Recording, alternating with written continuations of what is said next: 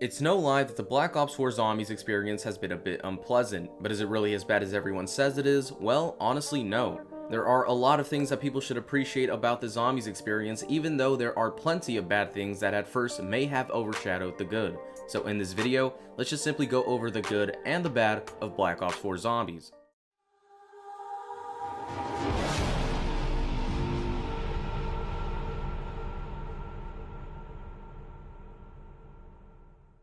To begin, we have the new perk system. This new system allows us to play each game of zombies differently. You can choose to be a medic with perks like Quick Revive, Stamina Up, Winter's Well, and Stone Cold Stronghold, or you can be a tank and use a setup with Bandolier Bandit, Electric Cherry, Winter's Well, and Victorious Tortoise. This new system allows room for more playstyles than any other zombies mode to date. And even though people still complain about there being no Speed Cola, Juggernog, and Double Tap in perk form, well, you still get all those perk effects in Black Ops 4 Zombies without even having to equip those perks and use up 3 perk slots. Speed Cola is now obtained by equipping all your perks. Double Tap can be obtained by pack-a-punching your weapon 5 times, and your health is basically Juggernog since it takes 4 hits to get down. So as you can see, the new perk system is probably one of the best changes in Black Ops 4 Zombies. Moving on, we have the new and improved Create a Class. Here you can choose your starting weapon, perks, equipment, elixirs, specialist, and talisman.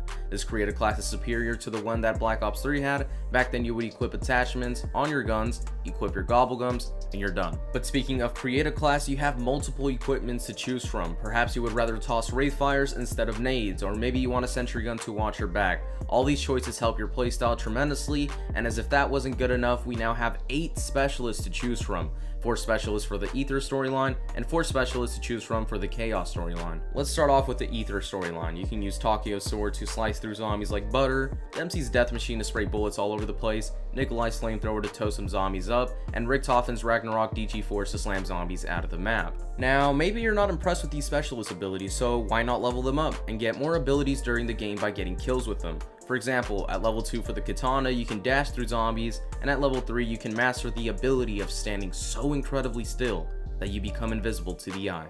All jokes aside, this leveling up system is also available for the Chaos Specialist, which consists of a hammer, fire staff, chakrams, and a sword and a shotgun. These 8 specialists, in my opinion, don't get enough credit, even though they save your ass like nothing else. Next up is something that has been brought up plenty of times, and that is the fact that Black Ops 4 had 4 zombies maps at launch. This has never been done before until now, and I'm sure a good amount of you guys have the mindset of quality over quantity, which is why this is also on my list of bad things. But before we go there, let's talk about the good in 4 maps at launch. For starters, 4 zombie maps means quadruple the main Easter egg, side Easter eggs, wonder weapons, overall quadruple the content and replayability. Now, since we're on the topic of replayability, I think people are forgetting about the fact that we have another game mode called Rush, which is more competitive and fast-paced, as well as the fact that we have mutations, which gives us endless possibilities for challenges and game modes. And as if that wasn't enough, there's also another game mode called Gauntlets, which is basically 30 rounds of different challenges, each increasing in difficulty. Now, I know some of you guys enjoy a good grind, so in Black Ops 4 there are a lot more things that you can pour all your spare time into than in past zombie modes. There's a grind to Prestige Master level 1000, the 100% calling card, Dark Matter, Hidden Dark Ops calling cards, Nebulium Plasma, and attachments. These should all give you something to do for months, and me personally, I've only done Dark Matter. I'm halfway to level 1000, and I have about 4 or 5 calling cards left for the 100%er. As for the Dark Ops challenges, I don't think I'll ever go for any. But now that we have all the major things out of the way, there are still a bunch of little things that have made a huge difference. For example, max ammos now refill your current magazine and your reserve ammo, so no more screaming max ammo, reload. There are also more ways to revive people than just the basic hold square and pray. Now you can revive them using your specialist weapons, or by placing down your Ragnaroks, or by shooting them with the Scepter of Ra for the Chaos maps. You can also use the Nowhere But There elixir, or throw a Wraith Fire on top of them and then revive. And if you're playing Blood of the Dead, you can use a Shield Blast. Some other things that I really appreciate is that so far everyone can have a wonder weapon on every single zombies maps. Power-ups have also been updated, so they now have a short delay before spawning.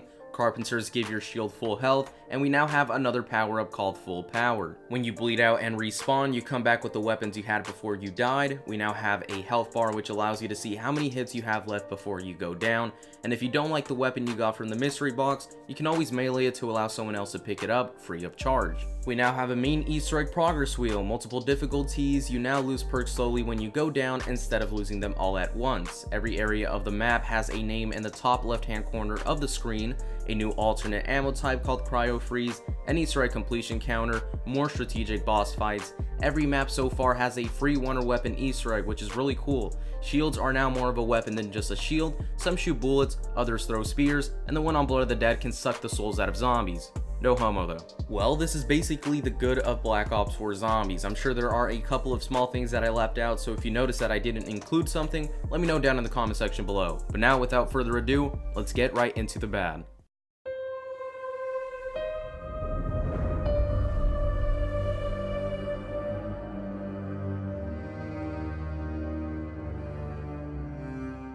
So of course, nothing in life is perfect. Everything has flaws, including video games, and that's no surprise.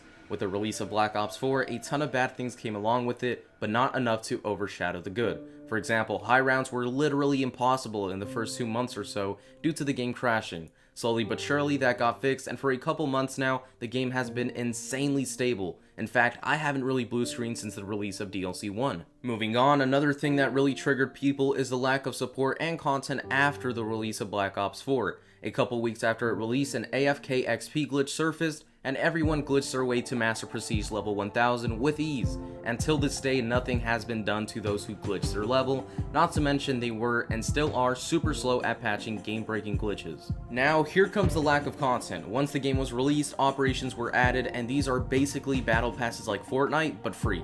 The way you gain tiers is just by time played, and you can gain tiers quickly in multiplayer and Blackout, but surprise surprise, you could not gain tiers in Zombies until recently. And even then you're capped at 2 tiers per day out of 100, and as if that wasn't bad enough, everything in the operations is literally useless to Zombies players besides weapon camos and variants. But that's not it. Along with operations, there were a couple of holiday events like Christmas and Halloween. These events contained challenges for each game mode and of course gave rewards, like why wouldn't they? The rewards for Zombies were just face paints. Yeah, face paints, you know, paint on a character's face in a first-person game mode where the only thing you can see is your weapon. Good job, Treyarch. Good job. Promise, that's me clapping, not something else. What? Let's keep it going though. This next thing is something that really pisses me off, and that is when someone makes promises and lies to you. One word. Factions.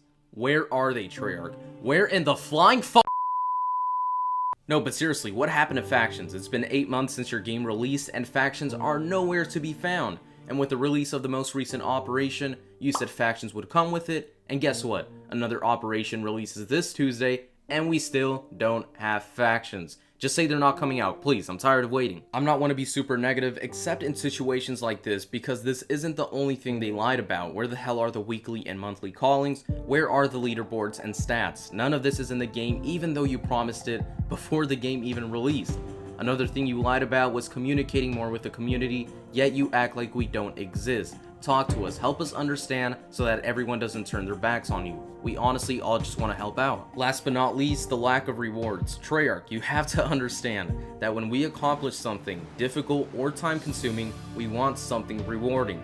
You reach Master Prestige level 1000, guess what? You get nothing in return. You obtain Dark Matter, you get a multiplayer copy and paste in return. Plus it took you guys months to add it in. Oh, and don't forget, you get calling cards that all look the same, and a sticker if you complete a gauntlet. And if you complete a main Easter egg, you get nothing in return as well. So at this point, what exactly is the point of grinding all these things if we get little to nothing back? Now there is one more small topic that we could talk about, and that's how bad the HUD is compared to past Call of Duties. Now personally, it doesn't bother me that much, although it does look bad. But anyways, enough negativity. At the end of the day, the good truly does overshadow the bad. And personally, I think the real reason people dislike this game is because they're sheep. A couple of their favorite YouTubers say the game is garbage and they follow along, which is why if you have a big following, please be careful with what you say because it really does make an impact. So let's stop the negativity and spread positivity. I know it sounds a bit cheesy, but instead of saying the game is boring, create a mutations game mode and challenge others to complete it. Ninja Nation Gaming hosted an incredible tourney a while ago that was a blast and available to everyone in the community without having to pay to get in. Things like this open up possibilities to competitive zombies and allows the game mode to grow bigger than it already is. Well, that's it for the good and the bad of Black Ops 4 Zombies. I'm sure you guys can see that Zombies has received a ton of new changes and content this time around, especially when comparing it to Black Ops 1, 2, and 3. So thank you guys so much for watching. If you enjoyed the video, make sure you drop a like as well as a sub if you haven't already. Comment down below on what you think Treyarch can improve on. If you also feel like someone needs to see this, make sure you share it around. And as always, I'll see you guys in the next video.